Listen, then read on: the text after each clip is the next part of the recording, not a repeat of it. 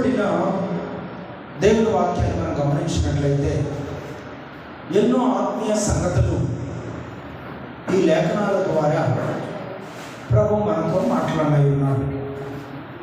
ప్రతి లేఖనంలో ఒక అద్భుతమైన మర్మము, ఒక అద్భుతమైన సంగతి దాయబడి ఉన్నది.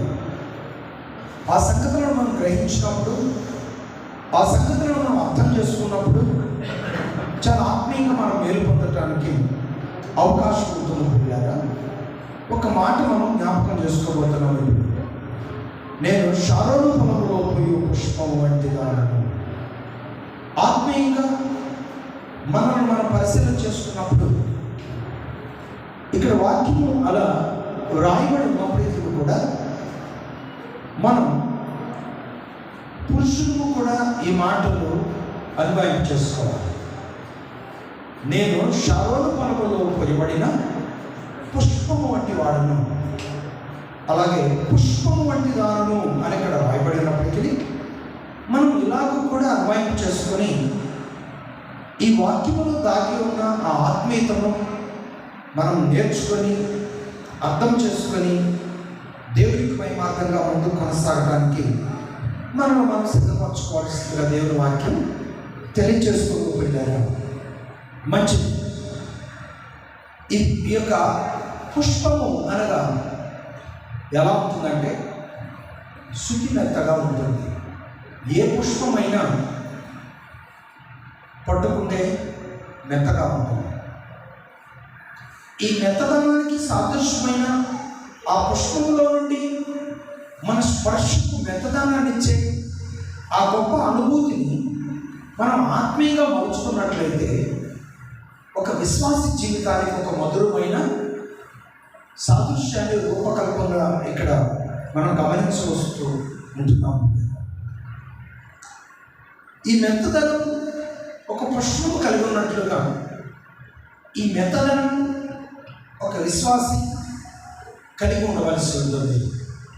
స్త్రీ అయినప్పటికీ పురుషులప్పటికీ కూడా ఈ మెత్తదనం అనేటువంటిది నీలో ఆత్మీయంగా ఎలా చూడాలి. ఒక పుష్పంలో ఉన్న మెత్తదనాన్ని పట్టుకోవటం ద్వారా, తాకటం ద్వారా తెలుసుకోవచ్చు. ఒక విశ్వాసిలో ఉన్నటువంటి ఆ ఆత్మీయ మెత్తదనాన్ని ఎలా తెలుసుకోగలం? వచ్చి నేను అలా టచ్ చేస్తే నీ దేహాన్ని మాత్రమే చూడగలవు, పట్టుకోగలవు.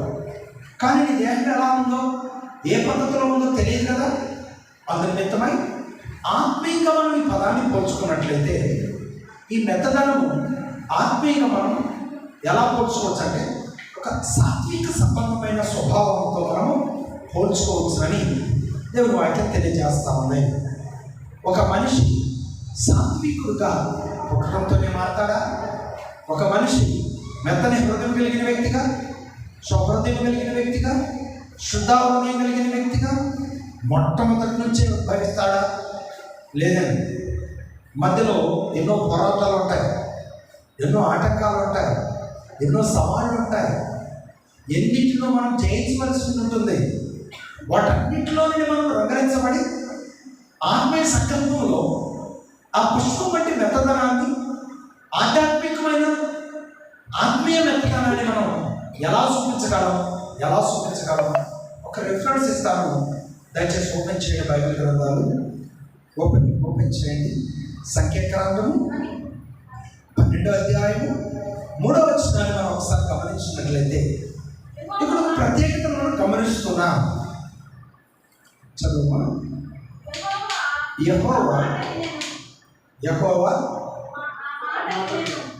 యెహోవా ఆ మాటను వినెను. ఆ మైకి అయ్యా, వాక్యం చదువుతున్నప్పుడు మైక్ ఇవ్వాలి కదా. యెహోవా ఆ మాట వినెను.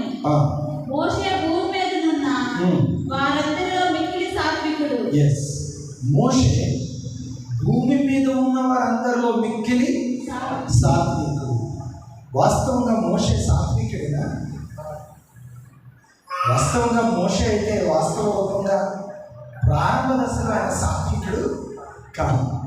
తను ఎర్ర దశలో నైల్ నదిలో వదిలివేయటం, తన అక్క చూసి గమనించి ఫరో కుమార్తెలకు వివరించడం, ఒక దారిని తీసుకురావడం, అద్భుతమైన ఒక ప్రణాళిక ప్రారంభంలో జరుగుతూ ఉంది.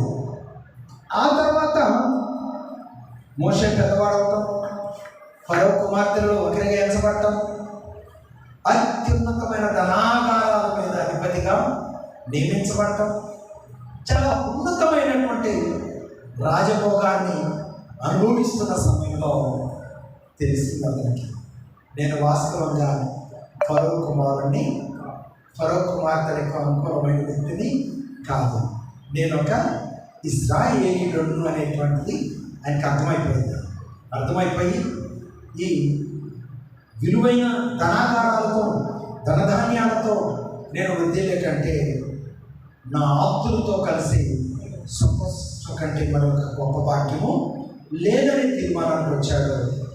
తన ప్రజల పట్ల తనకు ఉన్నటువంటి ఆ ప్రేమ, వాళ్ళతో కలిసి ఉన్నదే తింటూ సంతోషంగా బ్రతికి చనిపోవాలనే తపన తాపత్రయం తన జనాలను ఎంతో నడిపించింది. కానీ ఇక్కడ ఏం జరిగింది?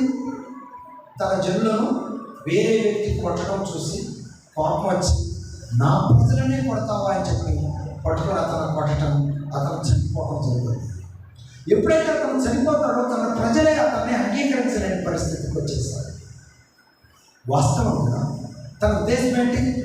తన ప్రజల పట్ల ఉన్న ఆ ఆప్యాయత, ఆ ఆనందం, దాన్ని ఏమంటారంటే ఆ ప్రత్యేకమైన ఆశ, కోరిక, తన ప్రజలతో కలిసి ఉండాలనే తాపత్రయం రివర్స్ ఉంటుంది.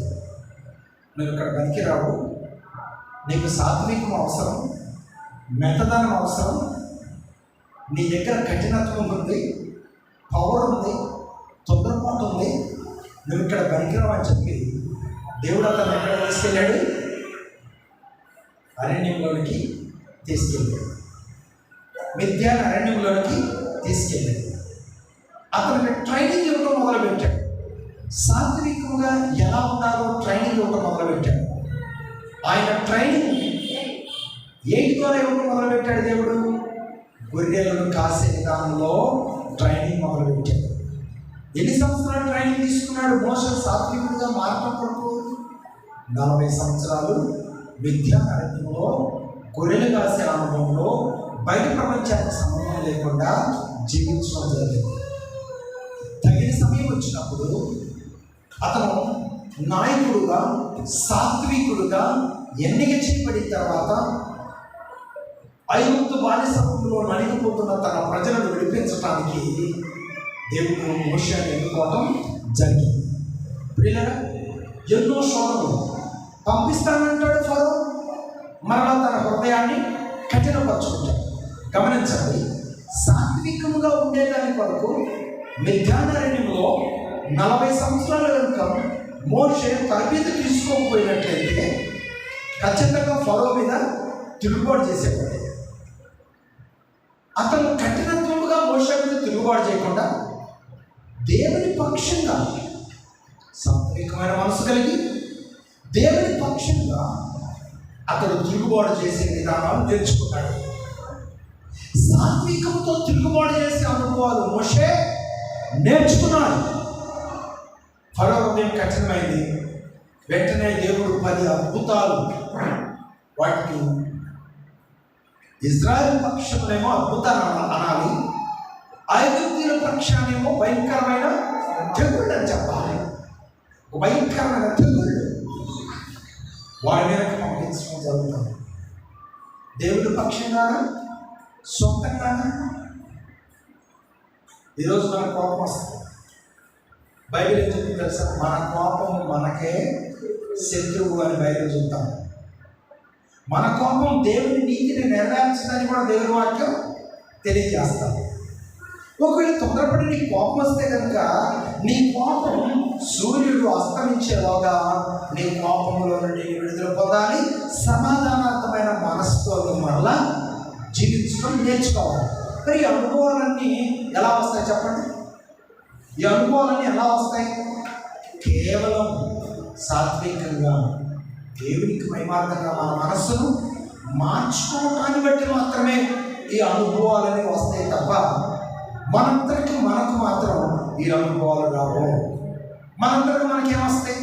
ఎవరైనా మనం తొందరపడి మాట్లాడారనుకో, మనం కూడా వారిని మాట్లాడటానికి ప్రయత్నం చేస్తాం. ఎవరైనా తొందరపడి ఏ కారణం లేకుండా మనం కొట్టారనుకోండి, మనం కూడా ఒక దెబ్బైనా వాళ్ళని కొట్టడానికి మన ప్రయత్నము చేస్తాం. ఎందుకంటే ఇది మానవ స్వభావం.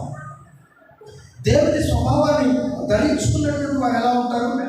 దేవుని స్వభావాన్ని ధరించుకున్న వారు ఎలా ఉంటారంటే, చూడండి, రక్షించబడినటువంటి వారి యొక్క స్వభావము, వాళ్ళ మెత్తదనము దేనితో పోల్చబడింది? సాత్వికంతో పోల్చబడింది. దేవుని దర్శనాన్ని పొందిన తర్వాత ఎన్నో శోధనలు మోషే ఫరో రూపంగా ఎదుర్కోవాల్సి వచ్చింది, అలాగే ఇశ్రాయేలు రూపంగా ఎదుర్కోవాల్సి వచ్చింది. అయినప్పటికీ కూడా అన్ని విషయాలలో దేవునికి మహిమార్థంగా ఆయన అడుగులు ముందుకు వేయడం జరిగింది కనుక దేవుని ద్వారా అలాంటి సాక్ష్యం పొందాడు మోషే. జనులందరిలో కంటే కూడా సాత్వికుడు అనేటువంటి సాక్ష్యాన్ని పొందాడు. ఒకప్పుడు సాత్వికుడు కాదు, మనం కూడా ఒకప్పుడు సాత్వికుడు కాదు. మనం ప్రభు రక్తంలో కడగబడిన బిడ్డలుగా, రక్షించబడిన బిడ్డలుగా, దేవుని బిడ్డగా మార్చబడిన వారంగా, మనం దేవుని చేత ఎన్నిక చేయబడిన వారంగా మనం ఆయన సన్నిధిలో అడుగులు ముందుకు వేస్తున్నాం కనుక మనం సాత్వికమైన స్వభావాన్ని ధరించుకున్నటువంటి వారమయ్యాము. అన్ని విషయాలలో ఒక బాధ్యత కలిగిన, క్రమశిక్షణ కలిగినటువంటి క్రైస్తవ స్వభావాన్ని మనము అనుసరిస్తూ ఉన్నాం. ఆ విధేయతను, ఆ యథార్థతను, ఆ తగ్గింపును మనం అనుసరించడానికి సిద్ధపడుతూ ఉన్నాం అనే వాస్తవాన్ని మీరు గ్రహించవలసిందిగా కోరుతున్నాను. నిర్గమకాండము 2వ అధ్యాయము 15వ వచనం. నిర్గమకాండము 2వ అధ్యాయము 15వ వచనాన్ని కూడా మనం చదువుకున్నట్లయితే మనకు ఇలా తెలియజేస్తున్నాడు. చదువుతాం. ఫరో ఆ సంగతి విని మోషేను చంపచూచెను గాని మోషే ఫరో ఎదుట నుండి పారిపోయి మిద్యాను దేశంలో నిలిచిపోయి ఒక బావి యొద్ద కూర్చుండెను. చూడండి, ఆ సాత్వికం నేర్చుకోవడానికి దేవుని సంకల్పం ఏం చేసింది? మోషేను అక్కడి నుంచి మిద్యాను అరణ్యంలోనికి పంపించింది అనే వాస్తవాన్ని ఇక్కడ మనం గమనించవలసిందిగా కోరుతున్నాం. మిద్యాను అరణ్యంలోకి వెళ్ళిన తర్వాత అంతరంగ పురుషుడు నూతన స్వభావంలోకి వచ్చాడు. ఈరోజు మన అంతరంగ స్వభావాలు కూడా ఎలా ఉండాలంటే నూతన పరచబడే విధంగా ఉండాలని దేవుని వాక్యం తెలియజేస్తాం. 1 పేతురు 3వ అధ్యాయం 4వ వచనం. అందరూ బైబిల్స్ ఓపెన్ చేసి నేను అందించే ప్రతి రిఫరెన్స్ సమాధానం ప్రయత్నం చేయండి. తొందరగా 1 పేతురు రాసిన పత్రిక 3వ అధ్యాయం 4వ వచనాన్ని సమయంలో మనం చదువుకుందాం. చక్కగా ఆత్మీయ వివరణ ఇక్కడ తెలియజేస్తున్నాడు.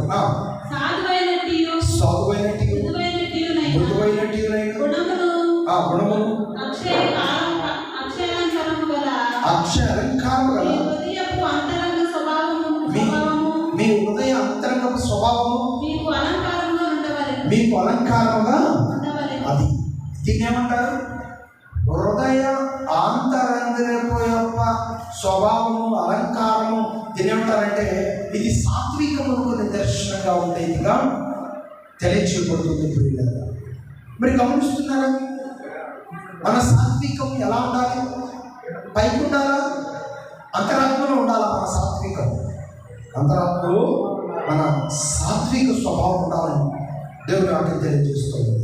యాకోబు గారు కూడా ఇలాగ రాస్తున్నాడు. యాకోబు పత్రిక 1వ అధ్యాయం 21వ వచనం. యాకోబు పత్రిక 1వ అధ్యాయం 20వ వచనంలో కూడా ఇలాగ ప్రభువు తెలియజేస్తూ ఉన్నాడు. మైకంలో చదువుతామా? మీరు వినువారు మాత్రమై ఉండి అయ్యా మిమ్మల్ని మీరు మోసపుచ్చుకోకుండా వాక్య ప్రకారం ప్రవర్తించువారనై ఉండుడి. ఎవడైనా యాకోబు 1:21 కదా, 1వ అధ్యాయం 21వ వచనం. సమస్త కల్మషమును అందుచేత సమస్త కల్మషములు విర్రవీగుచున్న దుష్టత్వమును విర్రవీగుచున్న దుష్టత్వం. కొంతమందిలో దుష్టత్వం ఎలా ఉంటుందంట? విర్రవీగుతూ ఉంటుందంట. పైకేమో సాత్వికులుగా ఉంటారు, మారు మనసు పొందిన వారిలాగా ఉంటారు, కానీ లోపల ఎలా ఉంటారంటండి? విర్రవీగుతూ ఉంటారంట. ధనవంతుడు విర్రవీగాడు చూడండి. ధనవంతుడిదేమో బహిరంగంగా. ఏమంటే ఆత్మీయుల యొక్క విర్రవీగే విధానం ఎలా ఉంటుంది? సాత్వికం కలిగి ఉన్నట్టే ఉంటారు కదా. నేను అన్నీ సంపాదించుకున్నాను, నాకు అన్నీ ఉన్నాయి, నాకే అందరికంటే నేను గొప్ప వ్యక్తిని అన్నట్లుగా ఉంటారు. కానీ ఆ గొప్పతనాన్ని, దేవుడు ఆశీర్వదించిన విధానాన్ని, దేవుని పని కొరకు ప్రోత్సాహకరంగా ఉండే విషయంలో ఎక్కడుంటారు? వెనుకుంటారు. ఓ పిల్లగా, ఆ స్వభావం ఒకవేళ మనలో ఉంటే అది సాత్వికంతో కూడిన స్వభావము కాదు. ఆ స్వభావాన్ని దయచేసి మీరు మార్చుకోవాల్సిన వాక్యం తెలియజేస్తా ఉంది. మీ ఆత్మను రక్షించుటకు శక్తి గల వాక్యము మీకు ఏం కలిగిస్తుందండి? సాత్వికాన్ని కలిగిస్తుంది. వాక్యం మీకు సాత్వికాన్ని కలిగిస్తుంది. వాక్యం ఎలాంటిదండి? శక్తి కలిగినది. అందుకే పిల్లగా, ఆ శక్తిని నువ్వు అనుభవిస్తున్నావా? ఆ శక్తి, వాక్యపు శక్తి నీలో ఉన్నప్పుడు నువ్వు ఎలా ఉంటావు? వాక్యపు శక్తి నీలో ఉన్నప్పుడు నువ్వు ఎలా ఉంటావు? సాత్వికంగా ఉంటావు. గమనించండి, ప్రభువైన యేసుక్రీస్తు వారు 40 రోజులు ఉపవాసంలో ఉన్నప్పుడు అపవాది యేసు ప్రభు వద్దకు వచ్చి శోధించడం ప్రారంభిస్తున్నప్పుడు యేసు ప్రభు వారు సాత్వికంగానే ఉన్నాడు. ఏదేదో మాట్లాడింది, విర్రవీగింది. కానీ చివరికి యేసు ప్రభు నోరు తెరిచి ఒకే ఒక మాట అన్నాడు: సాతాను, నా యొద్ద నుండి వెళ్ళిపో. అన్ని మాటలు మాట్లాడింది. ప్రభు నోరు తెరవడంతో అక్కడ ఉండగలిగిందా? దాని శక్తి ఏమో ప్రజలను ప్రభావం పెట్టే శక్తి, దేవుని శక్తి ఏమో ప్రజలను ఆత్మీయులుగా మార్చే శక్తి. గమనించారమ్మా? ఈరోజు చాలామంది వారికి ఉన్న టాలెంట్స్ని ప్రజల దగ్గర ఉపయోగించి ఆకర్షించుకోవడానికి ప్రారంభిస్తారు. అక్కడి నుంచి వెళ్ళిపోయిన తర్వాత ఎవరి దారిలో వాళ్ళు వెళ్తారు. ఇక అంతే సంగతి. ఇప్పుడు ఇక్కడ డీజే అవుతుంది అనుకోండి, ప్రతి వారికి ఉత్సాహంగా ఉంటుంది. డీజే అయిపోయిన తర్వాత ఇంకా ఉత్సాహం ఉండదు. డీజే లేకపోతే ఉత్సాహం ఎక్కడ ఉంటుంది? నీలో అనుదినము ఉత్సాహం కలిగి ఉండాలంటే నీలో ఏముండాలి? దేవుని వాక్యం ఉండాలి. ఇంకా అక్కడ ఏ అట్రాక్షన్తో కూడిన ఐటమ్స్ ఏముండని అవసరం లేదు. నీలో వాక్యం ఉంటే నువ్వు ఎప్పుడు ఎలా ఉంటావు? ఉత్సాహంగా ఉంటావు. లోకంలో ఉత్సాహాన్ని అనుభవించాలంటే, ఒక మనిషిని ఉత్సాహపరచాలంటే ఎన్ని ఐటమ్స్ కావాలండి? నువ్వు భోజనం చేసేటప్పుడు నీ నోరు రుచిగా ఉండాలంటే ఆ కూరలో ఎన్ని ఐటమ్స్ వేయాలంటారు కదా. కొత్త ఐటమ్స్ వేస్తామన్నాడు. ఎన్ని ఐటమ్స్ వేయాలి అందులో? అప్పుడు కానీ నోరు రుచిగా ఉండదు.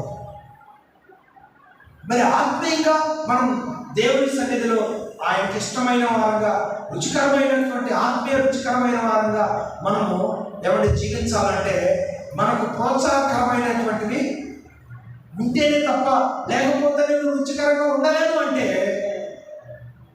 డీజే ఎల్లప్పుడూ మనతో ఉంటాయా? ఉండదు. కానీ ఎల్లప్పుడూ మనతో ఉండేది ఏంటి? దేవుని స్తుతించడానికి, పాడటానికి మన గొంతు ఎల్లప్పుడూ మనతో ఉంటుంది. మేము అవునా కాదు? నువ్వు పాట పాడాలనుకుంటున్నావు, ఎక్కడుండా పాడవచ్చు. ఇప్పుడు ఇందాక చక్కని ఆరాధన చేశాను, అద్భుతంగా ఉంది. ఇప్పుడు ఎక్కడ డీజే ఉన్నాయా? లేదు. ఒక మైక్ ఉంది. లేదు, నువ్వు పర్సనల్గా దేవుని ఆరాధించాలనుకున్నావు. నువ్వు ఏ పని చేస్తున్నా, బైక్ మీద వెళ్తున్నా, పొలంలో పని చేస్తున్నా, నోరు తెరిచి చక్కగా ఆరాధించుకుంటూ వెళ్ళవచ్చు. ఆనందిస్తూ ప్రభువు మహిమపరుస్తూ వెళ్ళవచ్చు. అది దేవునికి ఇష్టమైంది. లేదు, ఒక అన్ని ఐటమ్స్ ఉన్నప్పుడే నేను ప్రభువుని ఆరాధిస్తాను అంటే మాత్రం ఐటమ్స్ దొరికినప్పుడు నువ్వు ఆరాధిద్దు. కానీ ఐటమ్స్ దొరికేటప్పుడే ఈ లోకంలో మనం వెళ్ళిపోతే మరి పరిస్థితి ఏంటి? అది కదా. మొదటిగా దావీదు దేవుని ఆరాధించేటప్పుడు తన స్వరము తన మనస్సును దేవునికి అంకితం చేస్తున్నాడు, దేవునికి ఇష్టడయ్యాడు. ఓకే, అలాగే ఆయన బిడ్డలుగా మనం కూడా దేవుని ఆరాధించేటప్పుడు ఏదైనా ఐటమ్స్ ఉన్నప్పుడు ఓకే, ఏమీ లేనప్పుడు మన స్వరమే మనకు ఒక అద్భుతమైన ఆరాధనగా మారిపోవాలి, ఆరాధన వాయిద్యముగా మారిపోవాలి. అప్పుడు దేవునికి ఎల్లప్పుడూ మనం కనెక్ట్ అయి ఉండగలుగుతాం. ఎప్పుడు మెలుగు వస్తేప్పుడు ఆరాధన చేయగలుగుతాం. మధ్యాహ్నమైన, సాయంత్రమైన, ఉదయమైన, అర్ధరాత్రి అయినా ఆత్మతో సత్యముతో ఆరాధించేవారంటేనే సాత్వికమైన దేవుని మనసు కలిగినవారు. దేవుని స్తోత్రాలు చెప్పండి. హల్లెలూయా.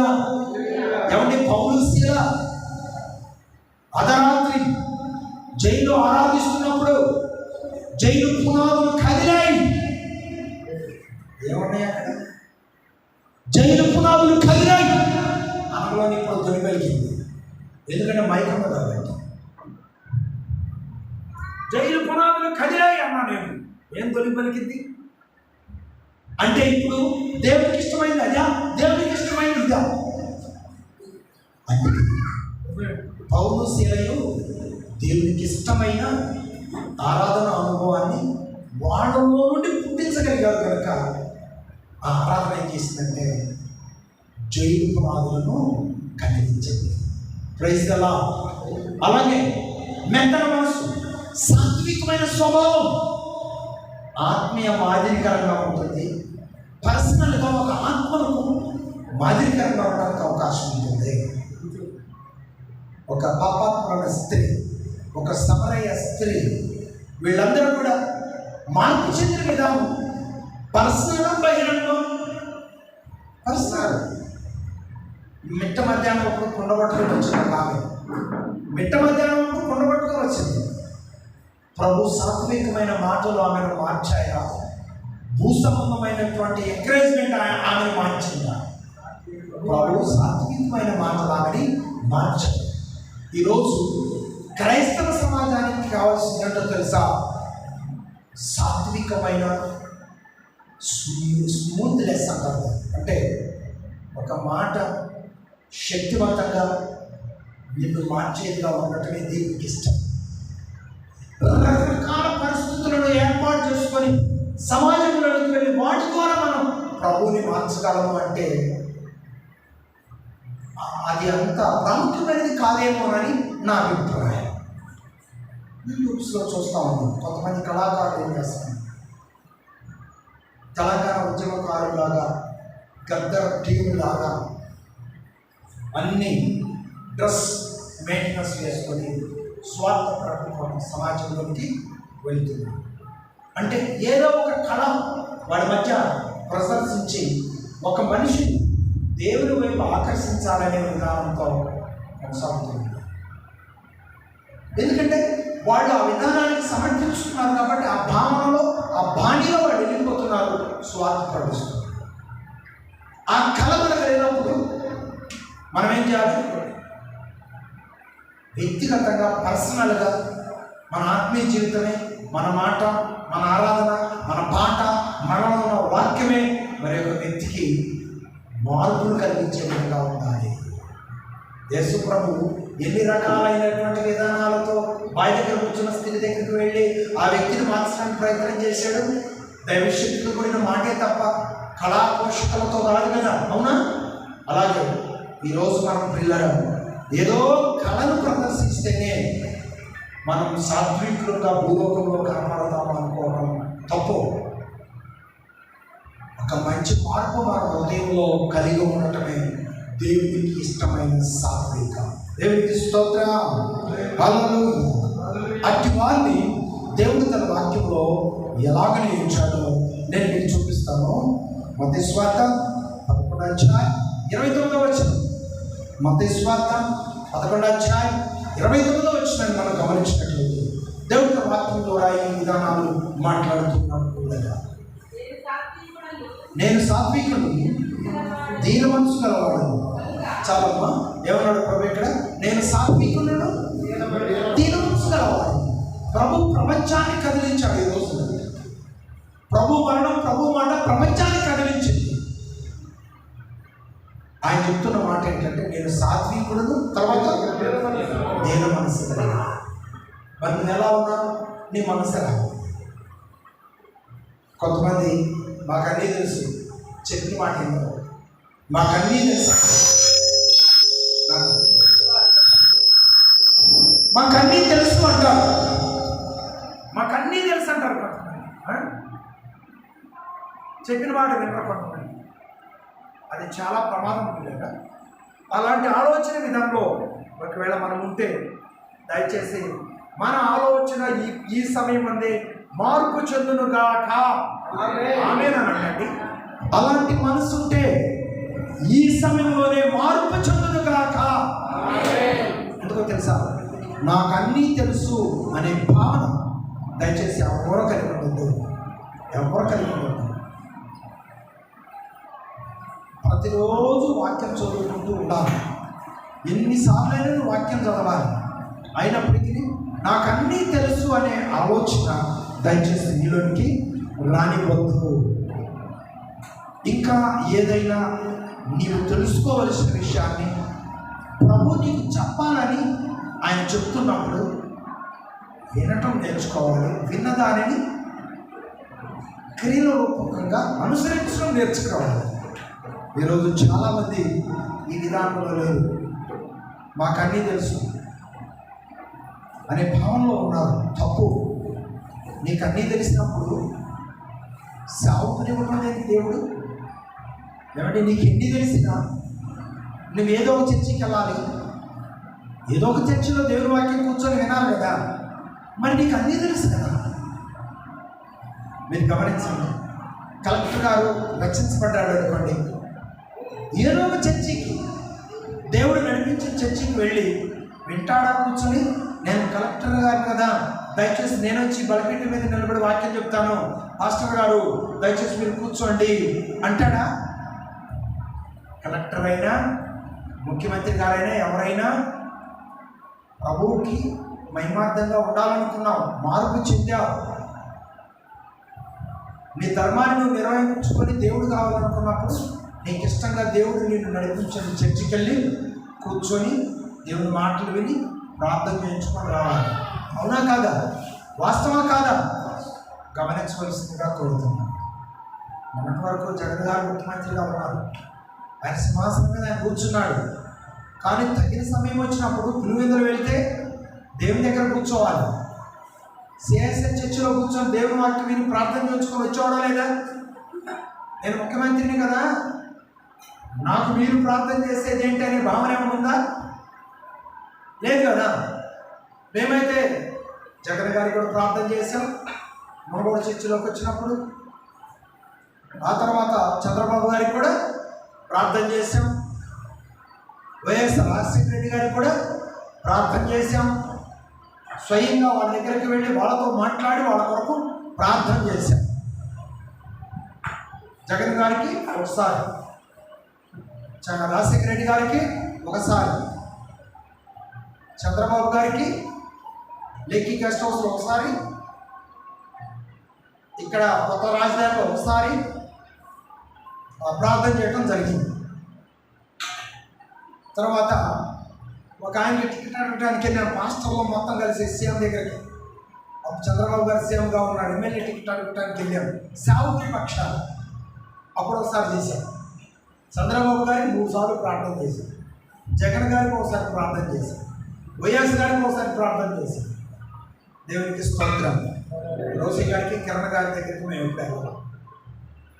అంటే దేవుడు అవకాశం ఇచ్చినప్పుడు, గొప్పవారికి కూడా ప్రార్థన చేసే అవకాశం ఇచ్చినప్పుడు తగ్గించుకొని, ప్రభా వీరికి కూడా ప్రార్థన చేసే గొప్ప అవకాశం ఇచ్చావు, వీళ్ళ హృదయాన్ని మార్చయ్యా, వీళ్ళ పరిపాలన విజయవంతంగా జరగడానికి కృప దయచేయండి దేవా అని చెప్పి ప్రార్థన చేయడం, మరలా వచ్చి మనం ఎక్కడ ఉండాలో అక్కడ ఉండటమే. అంతేనా? నేను ముఖ్యమంత్రి గారికి ప్రార్థన చేసి వచ్చానంటే ఇప్పుడు ఉన్న చర్చ ఏమైనా స్లాప్ అవుతుందా ఏంటి? కాదు కదా. అవకాశం వచ్చింది, సద్వినియోగం చేసుకుందాం. కానీ ఎప్పుడు మనం చేసే పనిలో మనం నమ్మకంగా విధేయులుగా ఉండి మన పని మనం చేసుకుంటూ వెళ్ళాలి. గ్రామ గ్రామాలు తిరిగి ప్రభు మాటలు చెప్పుకుంటూ మనం దేవుడు అప్పగించిన పనిని చేసుకుంటూ వెళ్ళాలి. దేవునికి స్తోత్రం.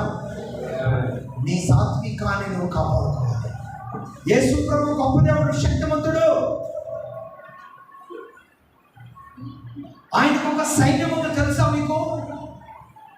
భూలోకంలో ఆయనకు ఒక సైన్యం ఉంది, పరలోకంలో ఒక సైన్యం ఉంది. భూలోకంలో ఆయన సైన్యం చెప్పండి. వీళ్ళు ఆత్మీయంగా, వీళ్ళు ఆత్మీయంగా. మీరు చెప్పిన ఇంటర్లేదు. మేము గద్దించడానికి ఒక సైన్యాన్ని వదులుతాడు దేవుడు. ఏ సైన్యం అమ్మా? ఆత్మీయంగా మీకు వాక్యం చెప్పడానికి. అయితే ఇంకొక సైన్యం ఉంది, పురుగులు, తెగుళ్ళు. దేవుడు ఆ సైన్యాన్ని వదులుతాడు. దేవుడు అవునా? ఆ సైన్యాన్ని వదులుతాడు దేవుడు, బుద్ధి తెచ్చుకొని ఆయన మాట వినడానికి. ఫరో ఎన్నిసార్లు చెప్పినా దేవుడి మాట, సేవకుని మాట వింటల్లా. అప్పుడు ఫరో మీదకి, ఫరో సైన్యం మీదకి, ఫరో రాజ్యం మీదకి దేవుడు ఏమదిరాడు? 10 తెగుళ్ళు వదిలాడు. ఆ 10 తెగుళ్ళు 1 by 1 ఒక రోజు మీకు చెప్తాను. గత రాత్రి చెప్పాను, ఇప్పుడు కూడా మీకు 1 by 1 రిఫరెన్స్ ఇస్తా, తర్వాత రాసుకుంది. సరే, ముందు మాట చెప్పడానికి సావుకుని వదులుతాడు, చెప్తారు, వాళ్ళ పని అయిపోద్ది. చెప్పినా వెళ్ళాదనుకో, తర్వాత దేన్ని వదులుతాడు దేవుడు? ప్రకృతిలో ఉన్నటువంటి ఆయన సైన్యాన్ని వదులుతాడు. ప్రకృతిలో ఉన్న ఆయన సైన్యం, గాలి, వాన, సముద్రం, నదులు, ఎండ, చీకటి, పురుగులు, తెగుళ్ళు, ఇవన్నీ ఆయన సైన్యమే. మనం తిరుగుబాటు చేస్తే ఒక్కొక్కటి మన మీద వదులుతాడు. మనం సాత్వికంగా దేవుని మాట విని ఆయనకు లోబడి ఆయనకి ఇష్టానుసారంగా జీవిస్తే ప్రమాదం అనే దాన్ని కూడా సెకండ్లో మహిమార్థంగా మార్చగలిగే దేవుడు మన ప్రభు అయిన యేసుక్రీస్తు. గట్టిగా సంబరపడదాం, దేవునికి స్తోత్రం, హల్లెలూయా. కాబట్టి ప్రియులారా, దేవుని సంకల్పంలో ఉన్నప్పుడు కఠినమైన స్వభావాలను కూడా మెత్తని మాంసపు హృదయంగా మార్చగలిగే దేవుడు మన ప్రభు అయిన యేసుక్రీస్తు. అప్పుడు వరకు మనకేం కావాలి? ఓర్పు కావాలి. చెప్పండి, అప్పుడు వరకు మనకేం కావాలి? ఓర్పు కావాలి. పిల్లలు ఉన్నారు మన ముందు, నేను ఎన్నో అంటారు, ఎందుకు ఎన్నోరా అని కడ్డీ పట్టుకుంటే ఇప్పుడు తలకాయ బదిలిపోతుంది, మనమే హాస్పిటల్కి తీసుకుపోవాలి. కానీ కఠినమైన ఈ బిడ్డ హృదయాన్ని మార్చాయని సాత్వికంగా చెప్పుకుంటూ ఆ బిడ్డ కొరకు ప్రార్థన చేసామనుకో, నిదానంగా దేవుడే మారుస్తాడు, సరైన మార్గంలో నడిపిస్తాడు. దేవునికి స్తోత్రం. దేవుడే మారుస్తాడు, సరైన మార్గంలో నడిపిస్తాడు. ఇవన్నీ మనం అనుభవించాలంటే ఫస్ట్ ఆఫ్ ఆల్ మనలోనికి ఏం ప్రవేశించాలి? సాత్వికం ప్రవేశించాలి. ఇది గొప్ప విషయం. అది నేను చంద్రబాబులో చూసా, సంతోషపడతాను. నీకు కోపం వచ్చింది, నీ కోపాన్ని అప్లై చేయకూడదు. ఏం చేయాలి? పక్కకి వెళ్ళిపోయి నెమ్మది కలిగిన మాటలు చెప్పే వారిని రంగంలో తెచ్చాలి. ఇది లాయర్ గారిలో చూసాము. టెక్నికల్గా, స్కెచ్గా, టెక్నికల్గా చేస్తాడు. మోజోస్కు ఏదైనా ఒక సమాచారం అందించాలని, ఒక భయం చెప్పాలంటే అతను చెప్పడు. టెక్నికల్గా కొంతమందిని సైడ్ నుంచి తీసుకెళ్ళి కూర్చోబెట్టి ఈ విధంగా మాట్లాడాలని గైడ్స్ ఇచ్చి పంపిస్తాడు. కోపం వస్తుంది, ఆయన కోపం ఆయన పెట్టుకుని గుడ్డులో కూర్చుంటాడు. కానీ ఇతన్ని అర్థం చేసుకునే విధానాలు ఎలా తెలియాలో ఎవరో ఒకడు వచ్చి సాత్వికంగా చెప్పగలుగుతారు. అంటే సాత్వికంగా అతను చెప్పలేనప్పుడు అతను చెప్పాలని ప్రయత్నం చేసే విధానాన్ని మరి ఒకరికి సిద్ధపరిచే వారిని అనుకున్న వాళ్ళ దగ్గరికి పంపించారు. దీన్ని ఏమంటారు చెప్పండి? దీన్ని ఏమంటారు? అబ్బా, దీంట్లో ఎంత లాజిక్ ఉందో చూడండి. అతను నాకు కోపం వచ్చింది, నేను మాట్లాడితే తగాదా అవుతుంది, ఇక నేను అంకుల్ దగ్గరికి వెళ్ళకూడదు, నేనేం చేయాలి? డాక్టర్ గారు ట్రెండ్ అండి అని చెప్పి చిన్నగా డాక్టర్ గారిని మన మాట చెప్పి అంకుల్ దగ్గరికి పంపిస్తే అంకుల్ చెప్పవలసి చెప్తాడు. అర్థం చేసుకొని నా దగ్గరకు వచ్చి సాత్వికంగా నిలబడతాడు. నేను కూడా అంకుల్ ముందు సాత్వికంగా నిలబడతాను. నాలో ఉంటే అంకుల్గా ఉంటుంది. కానీ ఇద్దరు ఎలా ఉన్నాం? ఎదురుపడ్డప్పుడు ఎలా ఉన్నాం? ఇప్పుడు సాత్వికంగా ఉన్నాం. అదే కనుక రవీంద్ర గారిని ముందు పంపించకపోతే మన ఇద్దరి ముందు ఏముంటుంది? రౌద్రం ఉంటుంది, కోపం ఉంటుంది. నీ చర్చకు వచ్చేది కలవ చంపుతాడు గొప్ప అంటావు. నేనేమంటా, నువ్వు కాకపోతే ఇంకెవరు దేవుడు నాకు దగ్గర నడుపుతా, దేవుడు అన్యాయస్తులేదని నేనంటా. ఏమన్నా నాణ్యంగా ఉందా? ఎక్కడ పరిస్థితులను అక్కడ అర్థం చేసుకుంటూ అడుగులు ముందుకు వెళ్ళే భావన నీకు రావాలి. తగిన సమయం వచ్చినప్పుడు దేవుడు అంకుల్ గారిని ఈ దేవ సేవకులతో నడిపించాడనే కృతజ్ఞత భావం నాకు రావాలి. అప్పుడు ఎలా ఉంటుంది? సాత్వికం కలిస్తే ఏమైంది? ఆత్మీయం అయిందని చెప్పండి. సాత్వికం కలిస్తే ఏమైంది? ఆత్మీయం అయింది. ఆత్మీయంలో ఏముంటుంది? అన్ని ఆశీర్వాదాలే ఉంటాయి. ఈరోజు ఈ అనుభవాలు లేక ఎవరి వాళ్ళు గొప్ప ప్రదర్శనలోకి వెళ్ళిపోతున్నారో, సాత్వికం వెళ్ళిపోతుందో లోకాన్ని చూపిస్తున్నారు, కానీ దేవుని మహిమను, దేవుని ప్రేమను చూపించడానికి అడుగులు ముందుకు వెళ్ళకపోతున్నారు. ఇదిగో నా వైపు నుండి నా సాత్వికం ఎలానే ఉంటుంది. ఇంతకంటే ఇంక నేను ఏది చేసినా అది దేవుని చిత్తానికి వ్యతిరేకం అని నేను తగ్గించుకొని నా మార్గంలో నేను వెళ్తే అందులో మనం ఏం చూడవచ్చు? సాత్వికం చూడవచ్చు. ఇక్కడ సాత్వికం కావాలి, అక్కడేమో దాన్ని ఏమంటారు? పైకెచ్చి కచ్చము అంటాడు చూడండి. అది కావాలనుకున్నాం అనుకోండి, ఇక్కడ సాత్వికం చూపిస్తాం, ఆడకు వెళ్ళిన తర్వాత పైచికత్వం చూపిస్తాం. ఇప్పుడు దేవుని దృష్టిలో ఎవరికి ఇష్టం అవుతారు? అయ్యా నా పరిధి ఇంతవరకే అని నీ పరిధిని నిర్వర్తించుకొని నీ మార్గంలో నువ్వు వెళ్ళిన వాడు సాత్వికుడు అవుతాడా? నువ్వు చేయాల్సింది నువ్వు చేయి, నీ దారి నువ్వు, నా చేయాల్సింది నేను చేసుకుంటా, నా స్టైల్లో నేను వెళ్తా అనే విధానంలో ఉన్న వ్యక్తి సాత్వికమైన వ్యక్తి. మొదటి మాటకే లోబడి అంతటితో సర్దుకొని సాత్వికంగా దేవునికి మహిమార్థంగా సాగిపోయిన వ్యక్తి సాత్వికమైన వ్యక్తి. ఈ మధ్యకాలంలో సాత్వికులు కూడా సానుభూతి పరులుగా మారిపోతున్నారు. సానుభూతి పరులు అంటే వాడు చేశాడు, నువ్వు చేయి, ఈ విధానంలోకి వెళ్ళిపోయింది క్రైస్తవ్యం. అంటే ఉండే ఒక ఆత్మీయతలో నిలబడే వాళ్ళు ఏం చేయాలి? ఉండే కొద్ది ఆత్మీయతను పునాదులుగా స్థిరపరచాలే తప్ప ఆ ఆత్మీయతను తేలికపరిచే విధంగా మీ భావన వెళ్ళకూడదని దేవుని వాక్యము తెలియజేస్తాం. తృప్తికరమైన జీవితం ఈరోజు ఎవరికి లేదంటే సాత్వికులకు లేదండి, ఆత్మీయులకు లేదండి. ఇంకా అందులో ఏదో ఉంది, ఇంకా ఇందులో ఏదో ఉంది, ఇంకా అందులో ఏదో ఉంది అన్నట్లుగా క్రొత్త విధానంలో అడుగులు ముందుకు వేసే భావంలో ఈరోజు దేవుని బిడ్డలు వెళ్తూ ఉన్నాయి. అలా కాకుండా సాత్వికాన్ని దేవుడు మెచ్చే విధంగా, దేవుని ప్రణాళికలను మనం విడిచిపెట్టే విధంగా ఉండాలంటే ఉన్న దాంట్లోనే అంతటితోనే నమ్మకంగా జీవించడంలో ఉన్న గొప్ప ఆశీర్వాదం మరి ఇంకొకటి లేదు అని మనం గ్రహించవలసిందిగా దేవుని వాక్యం తెలియజేస్తాం. ఏమండి, ప్రభువే కనుక గొప్పతనాలను ఆశించినట్లయితే ఈరోజు మనకి రక్షణ భాగ్యం దొరికిందనా? ప్రభు ఎక్కడ గొప్పతనాన్ని ఆశించారు. ఉన్న దాంట్లో ఆయన చెప్పవలసిన మాటలు చెప్పాడు. తన గొప్పతనాన్ని ప్రపంచానికి దైవ కుమారుడుగా, పునరుద్ధారుడుగా రుజువుపించుకున్నాడు. ఆయన సాత్వికాన్ని ఇప్పటికీ కూడా మనం అనుసరించే విధంగా ఒక గొప్ప ప్రణాళికను ప్రభు మనకు అప్పగించి వెళ్ళాడు. మరి మన విధానాలు దయచేసి ఎలా ఉన్నాయి? దేవునికి ఇష్టమైనవిగా ఉన్నాయా? మనకి ఇష్టమైనవిగా ఉన్నాయా? ఒకసారి గమనించవలసిందిగా కోరుతున్నాను. లాస్ట్ మాట సామెతల గ్రంథం 14:30.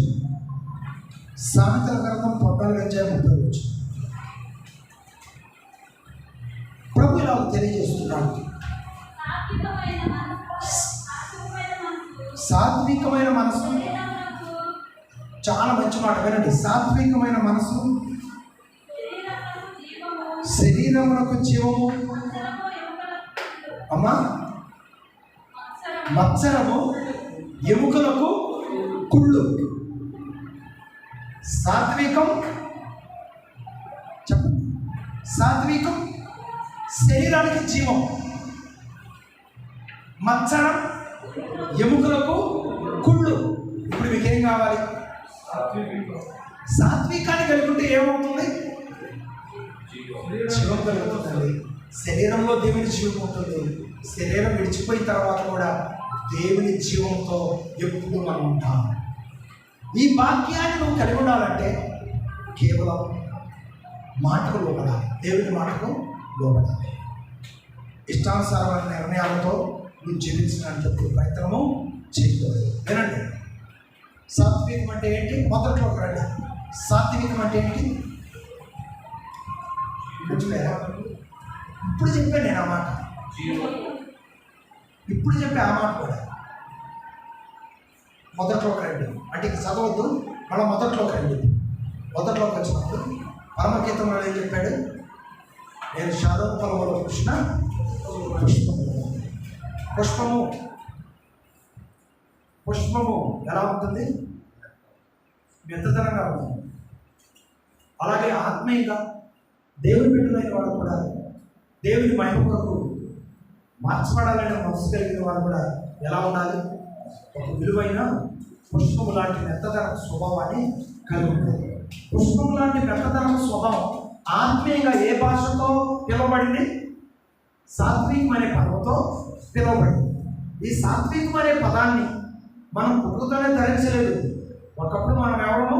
హింసకులను, దోషకులను, హానికరుడనైన నన్ను ప్రభు దర్శించడం ద్వారా దేవుడు మనం కనుక సాత్వికుడిగా మారి ఉన్నానని అపొస్తలుడైన పౌలు సాక్షి ఇచ్చినట్లుగా నేను ఈ లోకంలో ఉన్న ప్రజలందరికంటే ఒక విలువైన సాత్వికుడు నేను కనుగొన్నాను అన్నాడు దేవుడు.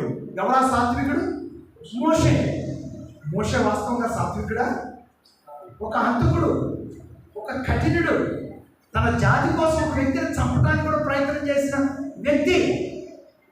శారీరకంగా తన పొగరు, తన కోపం, తన అహంకారం, తన ఆలోచన మంచిదే, కానీ తన కళ్ళకు చూసిన విధానం తట్టుకోలేక చంపేశాడు. అయ్యో అలా ఉంటే నువ్వు నడిపించలేదు అని చెప్పి సాత్వికం నేర్పడానికి మోషే దేవుడు ఎక్కడికి తీసుకెళ్ళాడు? అరణ్యంలో తీసుకెళ్ళాడు. గుళ్ళు కాసిన తర్వాత సాత్వికం ఆయనలోకి వచ్చింది. ఎందుకని? గొర్రెలు కాసేవాళ్ళు ఒక గుంపు మన ఇళ్లలోకి వచ్చింది అనుకోండి, ఆ బజార్ ఆ అమ్మ ఒక మాట అంటుంది, ఇంకొంచెం ముందుకు వచ్చినాక ఇంకొక అమ్మ, అయ్యో ఏంది చిక్కుడుకాయలు చెట్లు వేసాం కళ్ళు కనపట్లేదు అంటుంది అమ్మ. అమ్మమ్మ తోలుతున్నాలేమ్మ.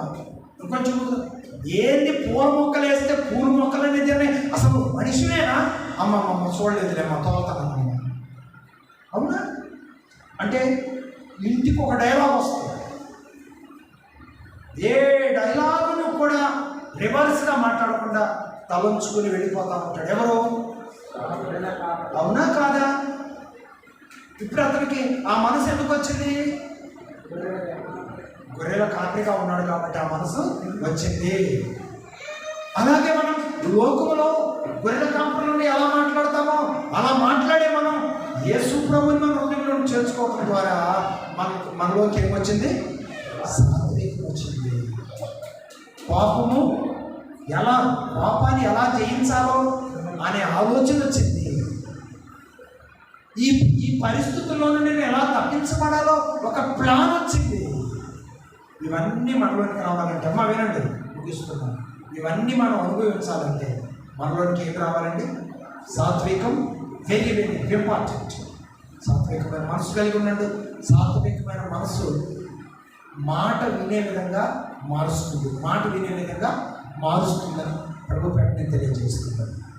అపొస్తలుల కార్యంలో ఏమండి, మరి కొర్నేలి అంత గొప్పవాడైనప్పటికీ కూడా దేవుడు ఒక మాట చెప్తే మాట విన్నాడా లేదా? ఆ మాట వినే మనసు గొప్పవాడైనప్పటికీ కూడా ఎలా వచ్చింది? సాత్వికాన్ని కలిగి ఉన్నాడు కాబట్టి ఆ మనసు వచ్చింది. కాబట్టి మనం కూడా రక్షణ పొందిన బిడ్డలు సాత్విక స్వభావాన్ని ధరించుకుందాం. పుష్పం ఎలా మెత్తగా ఉంటుందో దేవుని బిడ్డలకు కూడా మనం కూడా ఎలా ఉండాలి? సాత్వికంగా ఆత్మీయ మెత్తదనాన్ని కలిగి భూలోకంలో దేవుని సాక్షిగా బ్రతకడానికి, దేవుని సంకల్పంలో మనం జీవించడానికి ఎల్లప్పుడూ సిద్ధంగా ఉండాలని ప్రభువు తెలియజేస్తున్నాను. ఆ సాత్వికం ఎక్కడికి మనం నడిపిస్తుందంటే ఆ సాత్వికం జీవంలోనికి నడిపిస్తుంది. లాస్ట్ ఫైనల్ ఆత్మీయత. ఆ ఆత్మీయత ఎక్కడికి నడిపిస్తుందంటే ఆ విధేయత, ఆ సాత్వికం ఎక్కడికి నడిపిస్తుంది? మనమే జీవంలోనికి నడిపిస్తుంది. ఆ వ్యతిరేకతనం, లెక్కలేనితనం, తిరుగుబాటు చేసిన స్వభావం ఎక్కడికి తీసుకెళ్తుంది? ఆ కుళ్ళులోనికి తీసుకెళ్తుంది. కుళ్ళు ఎక్కడికి తీసుకెళ్తుంది? పతనంలోనికి తీసుకెళ్తుంది. కాబట్టి ఇప్పుడు నీకు కుళ్ళు కావాలా? జీవం కావాలా? జీవం కావాలనే యేసు ప్రభు దగ్గరకు వచ్చాం. జీవం కావాలని ఆయన బిడ్డలుగా మారాం. జీవం కావాలని ప్రభు రక్తంలో కడగబడ్డాం. ఆ మహిమ కలిగిన ఆ జీవం మన బ్రతుకు దినంలోనే మనతో ఉండాలంటే దేవుడు అప్పగించిన ఆ సాత్వికాన్ని అనుభవిస్తూ దేవుని మహిమార్థంలో ముందు కొనసాగడానికి ఆయన కృప సహాయం చేసి నడిపించుదాకా ఆమె ప్రార్థన చేస్తున్నాం. అందరూ కూడా దయచేస్తాము. ప్రభానికి పుష్పం మెత్తదనాన్ని కలిగి ఉంటుంది. అలాగే ఒక విశ్వాసం పుష్పం లాంటి వ్యక్తిగా ఒక మెత్తదనాన్ని కలిగి ఉండాలి. బైబిల్ పరిభాషలో ఆ మెత్తదనం రక్షించబడటం ద్వారా, సాత్వికాన్ని అవలంబింపజేసుకోవటం ద్వారా అనుభవిస్తారు, అనుసరిస్తారు, ఆయన కృపా ప్రణాళికలో నిలిచి ఉంటారని ప్రభు ఇచ్చిన వాగ్దానం చొప్పున మనం దేవుని చేతులకు అప్పగించుకుంటూ ప్రభు సన్నిధిలో సాగిపోయేవారిగా ఉన్నాం. ఆయన సంకల్పంలో నిలిచి ఉండేవారిగా ఉంటాం. ప్రేమ కలిగిస్తాం. మాతో మీరు మాట్లాడిన ప్రతి మాట బిడ్డల హృదయాలను భద్రం చేసుకుని ఆత్మీయ మేలు పొందే భాగ్యం తెచ్చారు. సాత్వికకరమైన మనసు జీవులను తీసుకెళ్ళి, ఇష్టానుసారమైన మనసు కుళ్ళులోని తీసుకెళ్ళి, మాట వినే మనసు కలిగి ఉండే జీవులోకి ప్రవేశించే భాగ్యం మా ప్రియులందరికీ గొప్పగా ఘనముగా నీ ప్రణాళికలలో నిలిచి ఉండేవారిగా, వర్ధిల్లేవారిగా నిలబెట్టి నడిపించు. నీ నామములకి మహిమ తెచ్చుకోవాల్సిందిగా ప్రార్థన చేస్తున్నాను. ఇప్పటి వరకు మాతో నడిపించిన దేవా స్తోత్రం. ఇంకా జరగవలసిన క్రమాన్ని చిత్తానుసారంగా జరిగించి మహిమ పెట్టుకోండి. ప్రభువును ప్రేరక్షకుడైన యేసయ్య నామములో ప్రార్థించి అడిగి వేడుకుంటున్నాను పరమ తండ్రి. ఆమేన్. మంచి పిల్లలు మరి సమయంలో మనందరం కూడా కార్యక్రమ భాగంలో